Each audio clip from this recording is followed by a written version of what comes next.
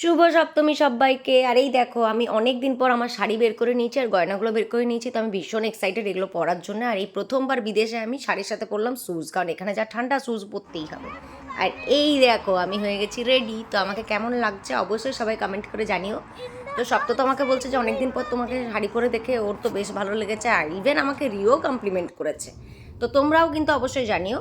আর এই দেখো আমরা যাচ্ছি একটু অঞ্জলি দিতে একটা জায়গায়, তো সেই জন্য ক্যাব বুক করে নিয়েছি। আর এই জায়গাটা অনেক বড় আর খুবই জমজমাটভাবে এখানে পুজো হয়, কারণ এখানে নবরাত্রি আর দুর্গাপুজো দুটোই একসাথে সেলিব্রেট হয়।